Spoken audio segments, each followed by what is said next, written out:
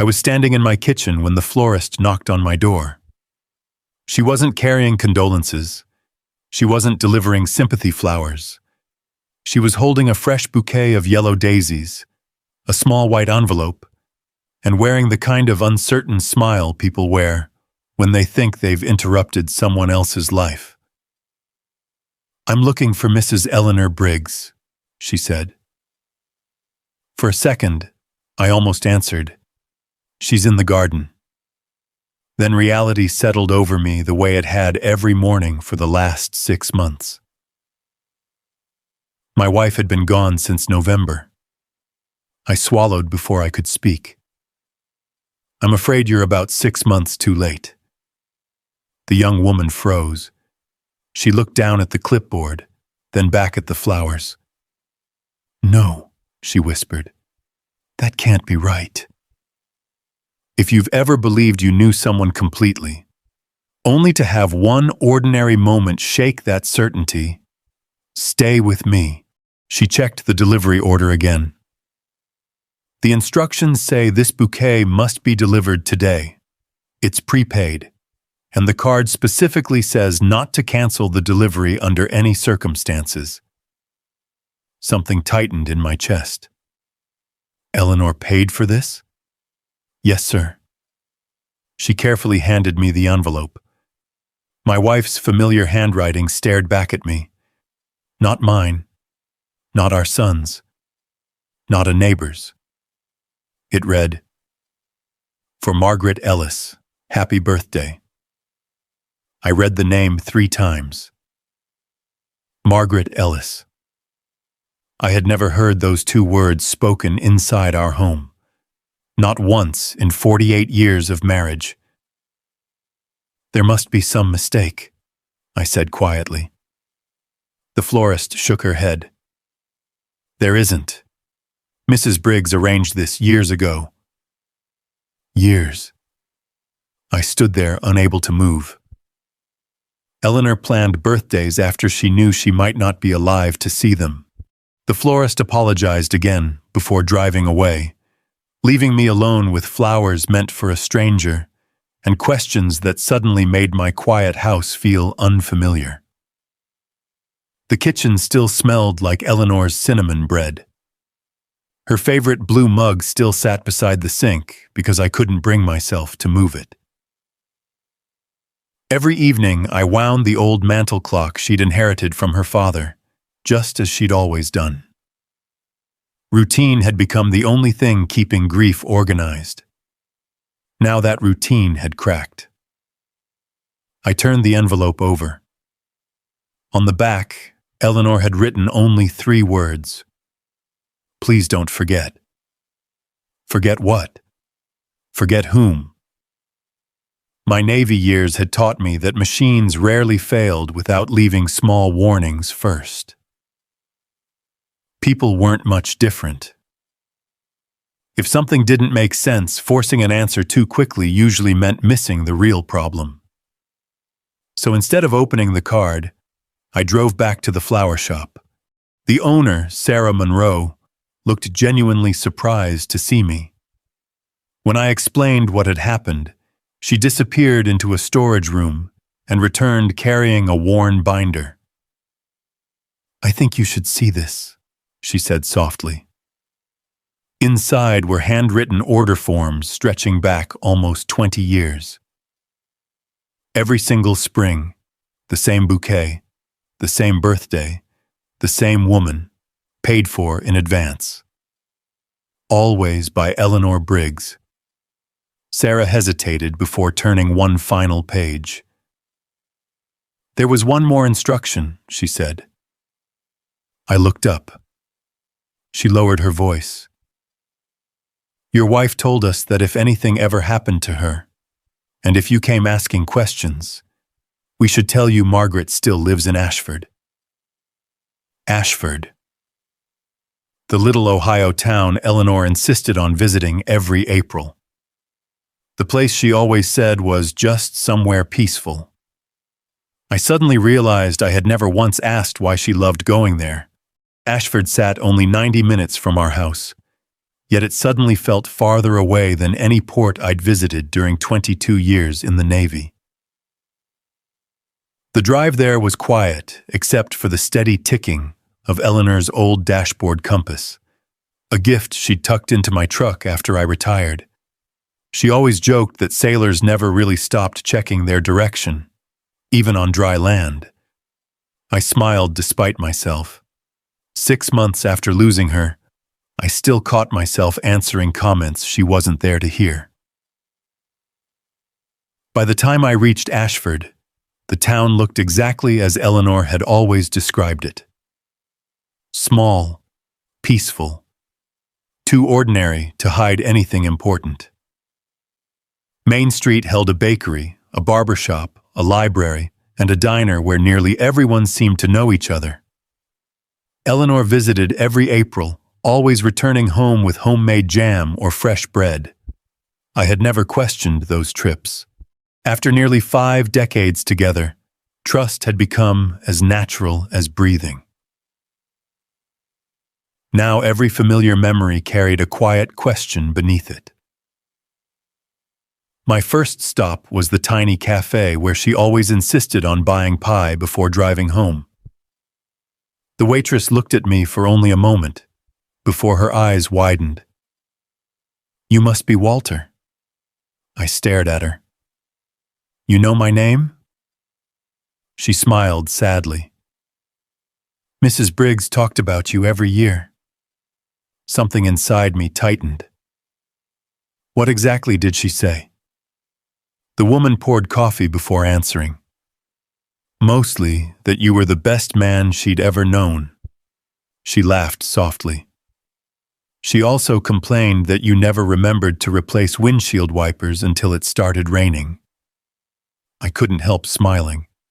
That sounded exactly like Eleanor. But she never mentioned why she came here. The waitress slowly shook her head. No, she always came alone. There was that word again. Alone. I thanked her and walked toward the public library Sarah had mentioned. The building couldn't have been larger than a neighborhood church. Inside, an elderly volunteer was arranging returned books. When I introduced myself, she removed her glasses and looked at me with unmistakable recognition. "So, you finally came." Those 4 words stopped me cold. "You were expecting me?" She nodded. "Eleanor believed one day you'd have questions." My pulse quickened. "What did she tell you?" "Only that if you ever arrived here by yourself, it meant she'd kept her promise as long as she possibly could." Promise. The same word appeared again. Before I could ask another question, the volunteer unlocked a small drawer beneath the front desk. She carefully removed an old visitor ledger. Every April, year after year, there was Eleanor's signature, 41 consecutive entries. Beside each signature appeared the same handwritten initials, M.E., Margaret Ellis. The visits hadn't been accidental. They had been planned with remarkable consistency. The volunteer traced one faded signature with her finger. They always met after lunch. "Where?" She hesitated. "I'm not sure I should answer." "I buried my wife 6 months ago," I said quietly. "I don't even know who she spent all these years coming to see." The woman's expression softened. "I understand." She leaned closer. "They usually walked to St. Andrew's Cemetery." "Cemetery?" She nodded. "They always stayed there about an hour." A cemetery, not a restaurant, not someone's house, not a secret apartment. A cemetery. Every theory I'd built during the drive suddenly collapsed. Why would my cheerful, gentle Eleanor spend every birthday visiting a grave with a woman I'd never known? As I thanked the volunteer, she stopped me one last time. "Mr. Briggs." "Yes?" She looked toward the old clock on the wall. "If you're going to understand your wife," she said gently, "don't start by looking for what she hid. Start by asking who she refused to abandon." Those words followed me all the way to St. Andrew's Cemetery, where two elderly women were already standing beside a weathered white headstone. One of them was holding the same yellow daisies Eleanor had ordered every spring. I stayed behind the stone wall until the two women quietly walked away. One leaned heavily on a cane. The other supported her elbow with practiced tenderness. Neither looked toward me. Neither knew I had followed the trail Eleanor left behind. Only after they disappeared beyond the cemetery gate did I approach the weathered white headstone. The name carved into the granite wasn't Margaret Ellis. It read, "Claire Donovan, 1948 to 1975. Beloved mother, beloved friend, gone too soon." There was no family name beneath it. No husband. No children. Only a small bronze vase filled with fresh yellow daisies. The exact flowers Eleanor had ordered every spring. I knelt beside the grave. The grass had been carefully trimmed. Someone visited often. Not out of obligation. Out of love. Tucked beneath the bouquet was a tiny laminated photograph protected from the weather. It showed two young women laughing beneath an enormous oak tree. One of them was unmistakably Eleanor. The other had to be Claire. They couldn't have been more than 20 years old. For nearly 5 decades, that photograph had existed without me ever knowing. I felt an unexpected sting of guilt. How many stories had I never asked my wife to tell? Back home, life had always been busy. Deployments, children, mortgages, night shifts, college tuition, retirement. We talked every evening, we laughed every day. Yet somehow, an entire chapter of Eleanor's youth had remained unopened. A quiet voice interrupted my thoughts. They met under that oak. I turned. The elderly woman from the library had followed me into the cemetery. She wasn't surprised to find me there. "I wondered how long it would take," she said. "You knew Claire?" She nodded. "We all did." "What happened to her?" The woman looked toward the headstone before answering. "She became sick very quickly." "What kind of illness?" She gently shook her head. "The illness isn't the important part. What is? The promise." Again. That word. Promise. I exhaled slowly. Everyone keeps saying that, because everything you're searching for begins there. She walked to the grave and brushed a fallen leaf from the stone. Claire had a little girl. My heartbeat quickened. "Margaret?" The woman smiled sadly. "Yes." "Then why isn't Margaret buried here?" "Because she's still alive." I already knew that much. "What I don't understand," I said, "is why my wife spent 40 years visiting someone else's child." The woman studied me for several seconds. Eleanor never thought of Margaret as someone else's child. Those words stayed with me. Before I could ask another question, she reached into her handbag and removed a faded library card. "I've been waiting to give this to you." It belonged to Eleanor. Issued 41 years earlier. Folded inside it was a tiny piece of notebook paper. Only one sentence had been written in Eleanor's careful handwriting. Never let her celebrate alone. Nothing else. No explanation. No names. No date. I immediately assumed her meant Margaret. The volunteer quietly watched my face. I made the same assumption years ago. You mean, it might not? She simply shrugged. Your wife was very careful with words. That answer unsettled me more than any certainty could have. A retired machinist learns to distrust measurements that appear too perfect. Sometimes the smallest gap reveals the biggest flaw. Maybe I was fitting every clue into the explanation I wanted. Maybe Margaret wasn't the promise. Maybe she was only part of it. As I prepared to leave, the volunteer spoke one final time. If you truly want answers, don't visit Margaret today. Why not?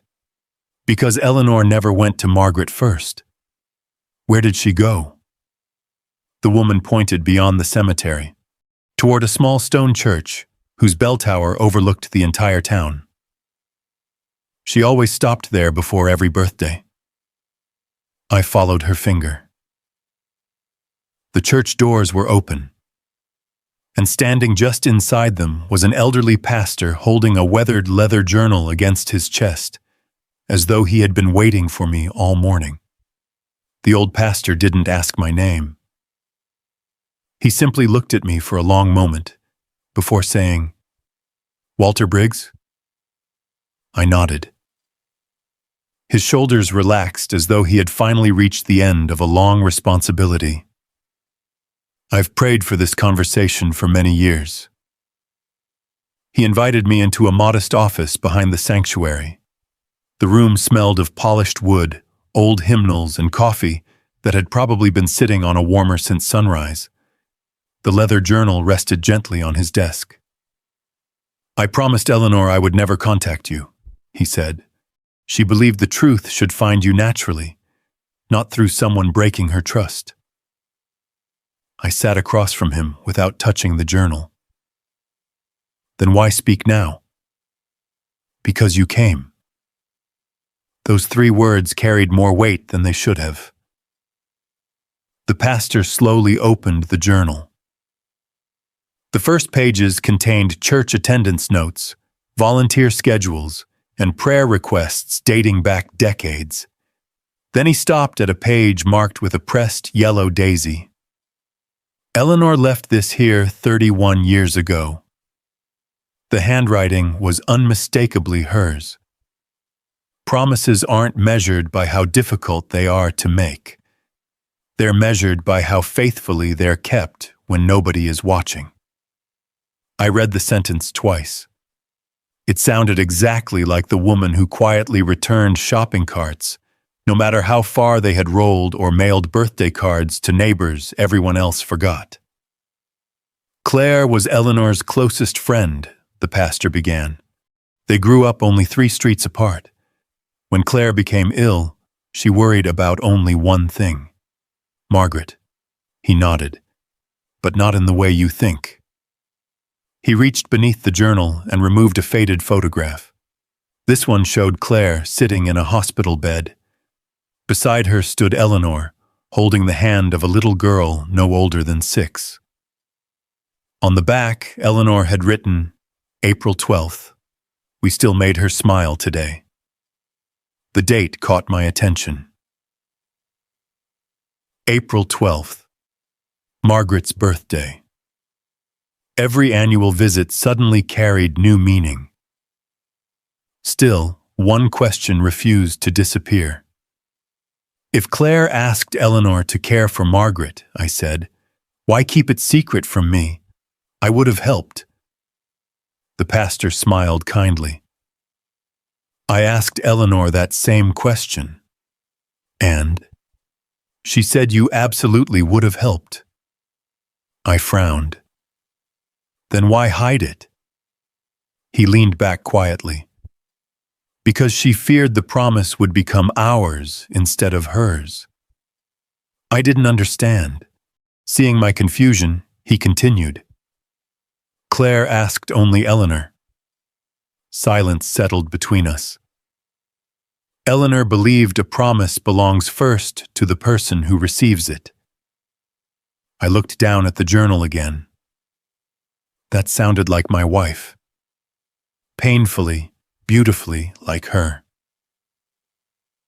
The pastor turned another page.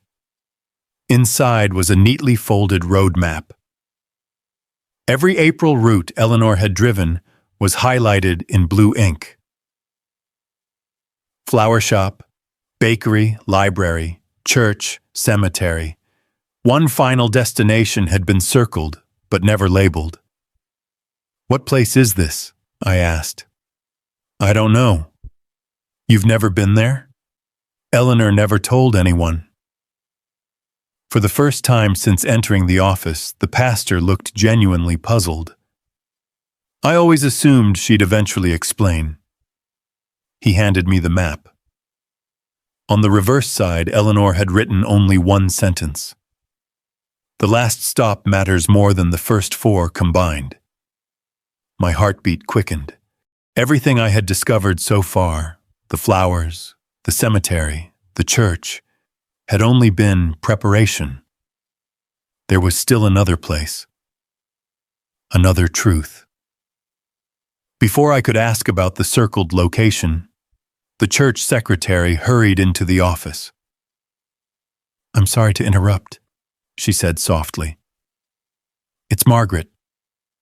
The pastor immediately stood. "What happened?" "Her hospice nurse just called." She glanced toward me before finishing.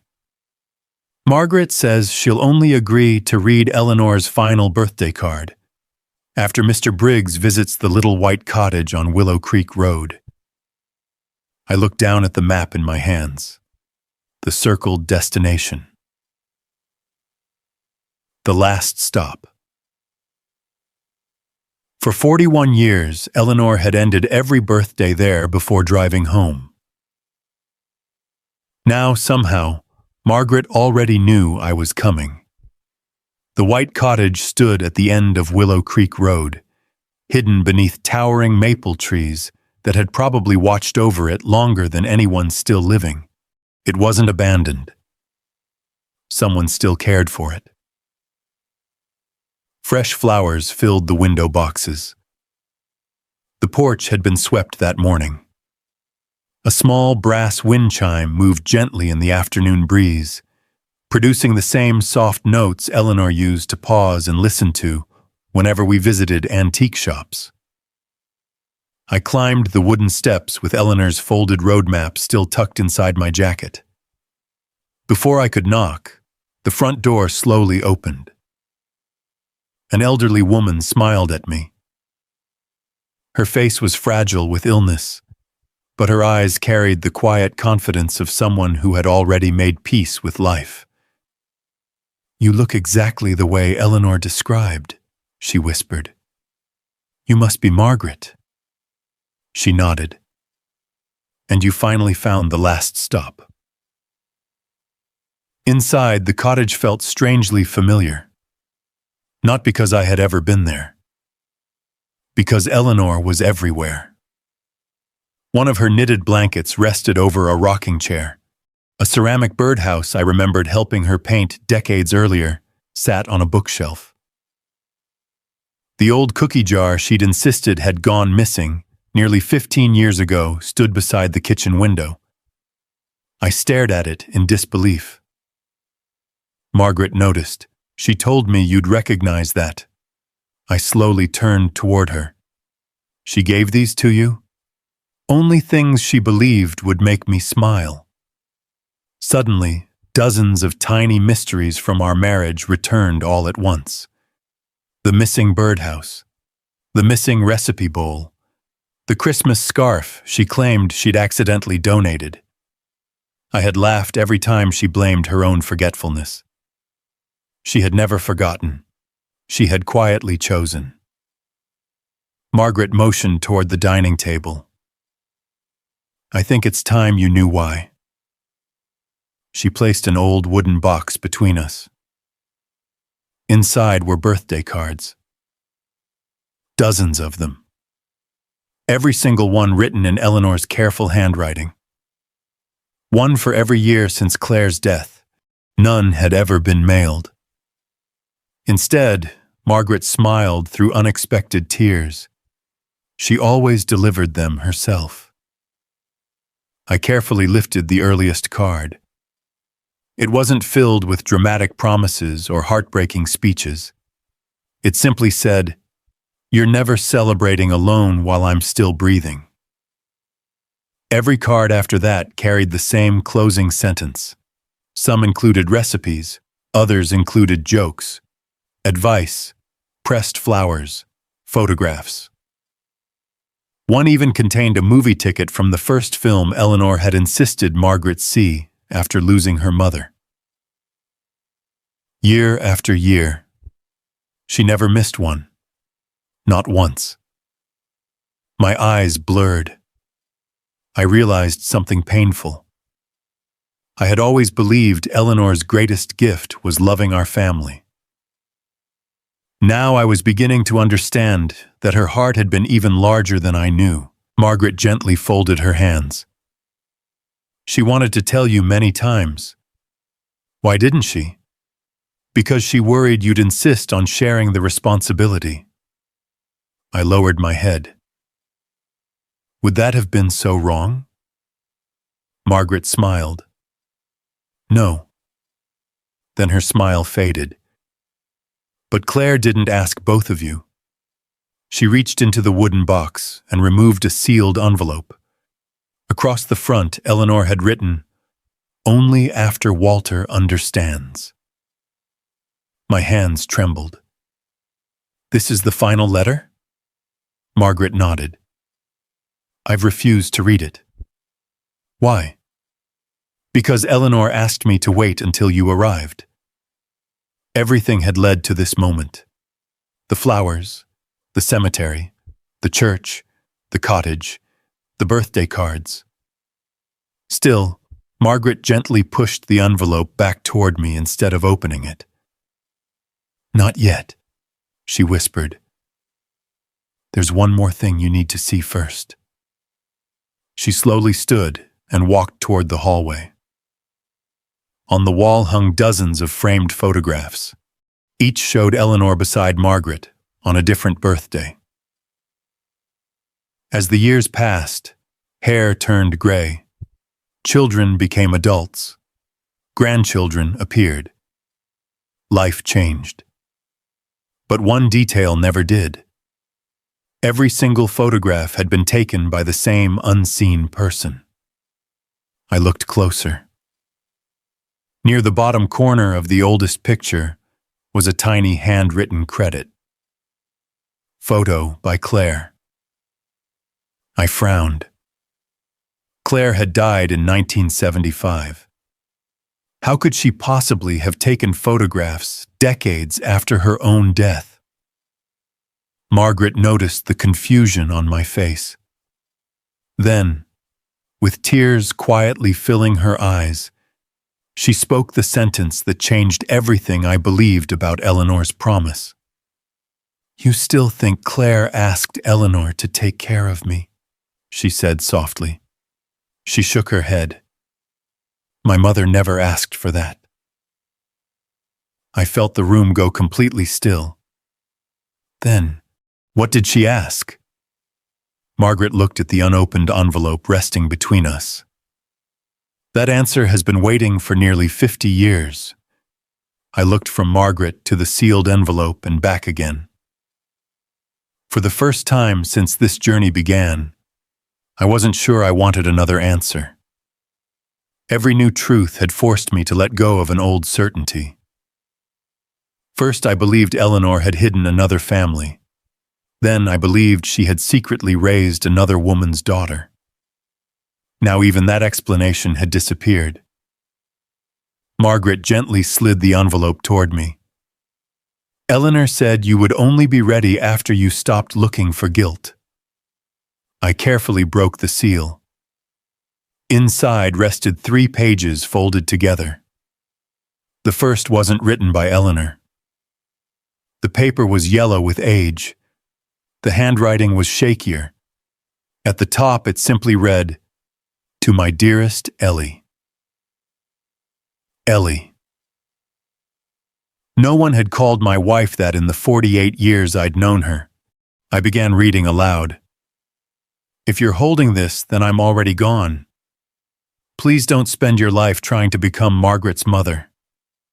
I stopped. Margaret quietly nodded for me to continue. "She already has one." I looked up in confusion. Margaret's eyes filled with tears. "Keep reading. What I'm asking is much smaller and much harder." My throat tightened. "Every birthday, please make sure my little girl laughs at least once. Not because she has forgotten me, but because she deserves permission to keep living." The room became perfectly silent. No request to raise Margaret. No request for money. No request for guardianship. Only one impossible promise. Protect one birthday every year. One day every year for the rest of Margaret's life. I finally understood why Eleanor never considered missing even one. Breaking the chain would have broken Claire's final wish. The second page had been written years later by Eleanor herself. "Walter would help if I asked. He has never refused anyone who truly needed him. But this promise was placed in my hands before I ever met him. Some promises must remain exactly where they were first entrusted." I could almost hear her voice, gentle, certain, never dramatic, simply faithful. A memory suddenly returned with startling clarity. About 25 years earlier, I had asked Eleanor why she always insisted on taking a vacation alone every April. She had smiled, kissed my cheek, and answered, "Some friendships still need tending." I never asked another question, not because she avoided the truth, because I trusted her completely. And she had trusted me enough to know I would let her keep something sacred. Margaret slowly reached beneath the wooden box once more. "This belongs to you now." She handed me a worn cassette tape. Across the label, Eleanor had written, "For Walter, only after you know why." Margaret smiled through tears. "We listened together once. You heard this?" She wanted to know whether it would hurt too much. "What did you tell her?" I told her grief and love usually arrive holding hands. The old cassette player sitting on a nearby shelf still worked. Margaret pressed play. Static filled the room. Then Eleanor laughed. Not crying, not whispering. Laughing. The sound hit me harder than seeing her handwriting. "Hello, sailor," she said. She hadn't called me that since the day I retired. "If you're hearing this, then you've probably spent days chasing clues I hoped you'd never need." I laughed despite the tears running down my face. She knew me perfectly. "I can almost hear you saying, 'Ellie, why didn't you just tell me?'" She paused.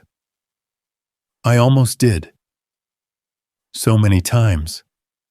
Especially after we grew old. But every time I looked at you, I remembered the promise wasn't mine to share." Another pause. "If you're angry, please don't stay angry very long. I never hid my heart from you. I only protected someone else's." The tape clicked softly before continuing. "There's one last thing I need you to do." Margaret quietly stopped the player. "Not yet," she whispered. Eleanor asked me to pause it there. "Why?"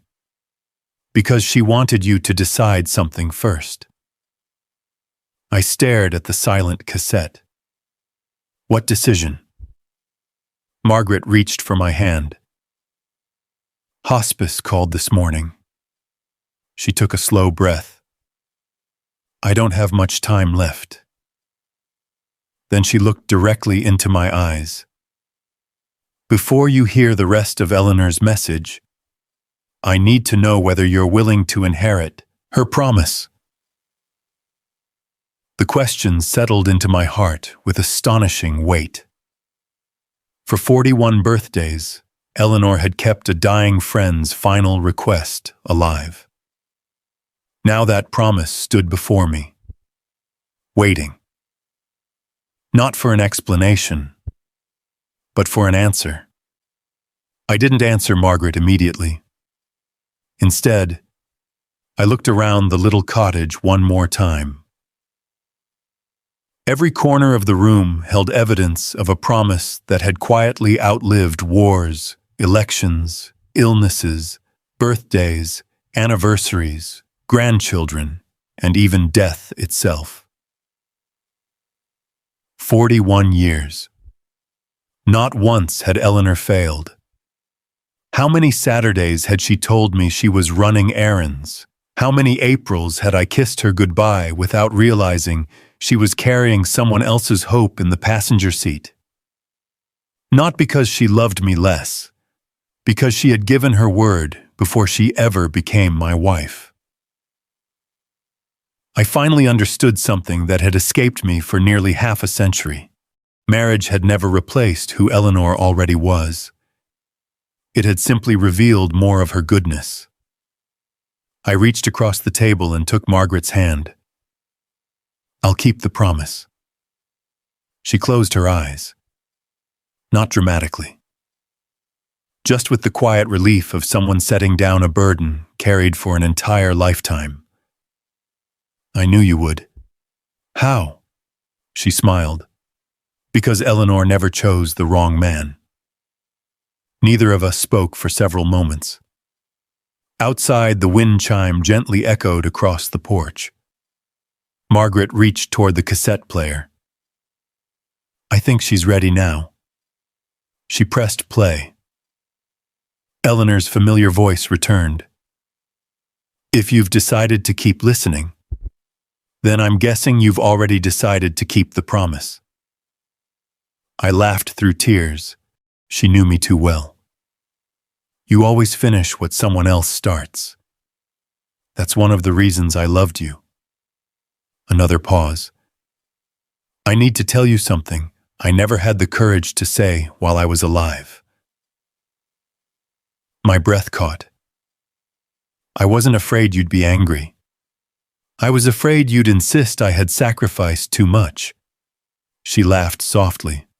Oh, Walter, I never sacrificed anything. I got 41 extra birthdays. I watched a frightened little girl become a wonderful woman. I saw grandchildren who existed because someone learned how to laugh again. I was the lucky one. I wiped my eyes. That sentence changed everything. I had spent days believing Eleanor carried an impossible burden. She never saw it that way. She considered it a privilege. The tape continued. If Margaret is listening with you, I hope she's rolling her eyes because I'm becoming sentimental. Margaret actually laughed. She always knew. Then Eleanor's voice became softer. Claire didn't ask me to replace her. She asked me to protect one day. Just one. And somehow, one faithful day repeated every year became an entire lifetime. Silence filled the tape for several seconds. Then came the final message. Walter, when Margaret no longer needs birthdays, find someone else who's celebrating alone. Not because you owe me, because loneliness never disappears. It only changes addresses. The cassette clicked to its end. Neither Margaret nor I spoke. Nothing needed saying. Late afternoon sunlight filled the cottage windows with warm gold. It reminded me of the way Eleanor always opened every curtain before breakfast, because, as she liked to say, a house shouldn't miss the morning. Margaret slowly stood. I have something else. She disappeared into her bedroom and returned carrying a small envelope addressed to me. Inside was a single photograph. It had been taken only 6 months before Eleanor died. The two women stood exactly where I sat now. Both gray-haired, both smiling. On the back, Eleanor had written, "The promise is almost complete." Below that, in handwriting I immediately recognized as fresh, Margaret had added only one sentence after Eleanor's funeral. "No, my dear friend, you simply reached the place where someone else could carry it." Tears blurred the words until I could barely read them. Hospice nurses arrived just before sunset. Margaret greeted each of them by name. They moved through the cottage with extraordinary kindness, speaking softly as though protecting something sacred. One nurse quietly pulled me aside. "She doesn't have much time." I nodded. "I know. She said she'd been waiting only for you." That realization nearly broke me. Margaret hadn't been waiting to receive Eleanor's final birthday card. She'd been waiting to make certain Eleanor's promise wouldn't die with either of them. Before I left that evening, I finally handed her the unopened birthday card that had started everything. She smiled. "I'll read it tomorrow." "On your birthday?" "No." She gently placed it on the mantel. "I'll read it with my morning coffee, just like Eleanor always made me do." Then she looked toward me with remarkable peace, too. "You know, Walter, for nearly 50 years, I thought your wife was the one keeping my birthdays alive." She shook her head gently. "It wasn't the cards. It was knowing that every year, somewhere in the world, someone remembered I existed. And in that moment, every clue, every secret, every mile of the journey finally came together." Eleanor had never been protecting a mystery. She had been protecting a lonely heart. Margaret passed away 12 days later. The hospice nurse called just after sunrise. Her voice was gentle. "She passed peacefully," she said. "She went to sleep with Eleanor's birthday card resting in her hands." I closed my eyes. "Did she read it?" "Twice." The nurse smiled softly through the phone. "Then she thanked your wife out loud." Those were Margaret's last recorded words. I drove to Ashford carrying only a bouquet of yellow daisies, the same flowers that had quietly connected 3 lives across nearly half a century. Claire. Eleanor Margaret. St. Andrew's Church was filled long before the service began. Teachers, former neighbors, children who had grown into grandparents themselves. Everyone seemed to have a story. Margaret never forgot my birthday. She always visited after my husband died. She mailed my grandson a graduation card every single year. As I listened, I realized something Eleanor had understood long before I did. Kindness doesn't stop with the person who receives it. It keeps traveling. One faithful act inspires another, then another, until no one remembers where it first began. After the funeral, the pastor quietly handed me a small wooden box. "Eleanor asked me to give you this after today." Inside rested one final envelope. There was no seal, only my name written in Eleanor's familiar handwriting. I unfolded the letter. "Hello, sailor." I smiled immediately. If you're reading this, then Margaret has finally gone home. That makes me both sad and grateful. Sad because I lost my oldest friend twice. Grateful because neither of them had to leave this world believing they were forgotten. I had to stop reading for a moment. Even after her death, Eleanor still thought first about someone else's heart. I continued. Please don't drive back to Ashford next April. That surprised me. Instead, look close to home. Somewhere nearby, someone is quietly facing a birthday they believe nobody remembers anymore. Take flowers. Stay for coffee. Ask about their life. Listen carefully. That's all Claire ever asked me to do. Love has never needed grand gestures. It only needs someone willing to show up. At the bottom, she had written one final sentence. I hope you'll discover what I discovered. Helping someone feel remembered is one of life's greatest privileges. I folded the letter and placed it carefully inside my wallet. The following April, I stayed home. For several days, I wondered where Eleanor would have gone. Then I remembered Frank, a widower who lived 3 streets away. His wife had died 2 years earlier. Every afternoon, he sat alone on his front porch, waving politely to passing cars before disappearing back inside. I stopped at the florist.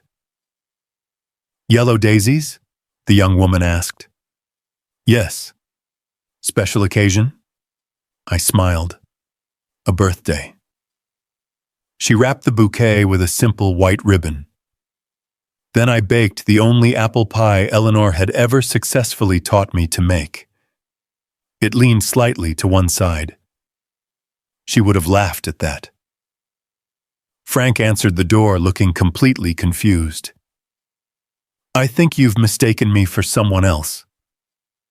I don't think I have. He invited me inside.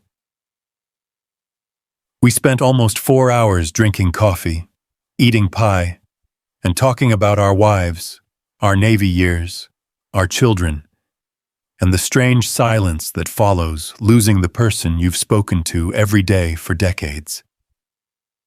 As I stood to leave, Frank quietly said, I was certain nobody remembered today. I simply handed him the remaining daisies. Neither of us mentioned the tears in his eyes. Some moments are too honest to interrupt with words. That evening, as the sun disappeared behind the trees, I sat alone on my back porch. For the first time since Eleanor's funeral, the silence no longer felt empty. It felt shared. I finally understood the secret she had protected for so many years. The promise had never really been about birthdays. It had never been about flowers. It had never even been about Margaret.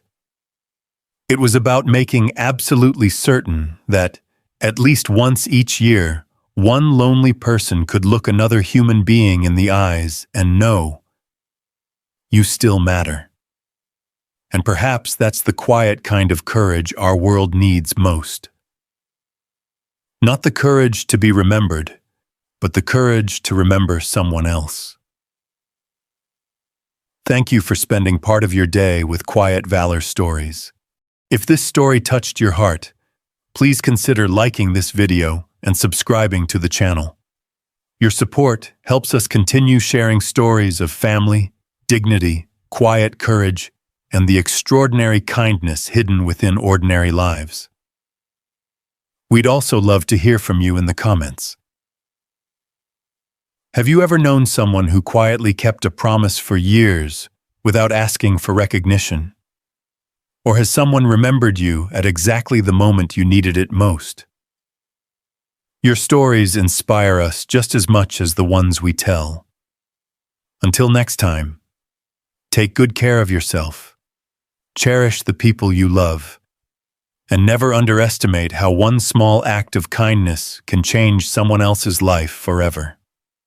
We'll see you in the next Quiet Valor story.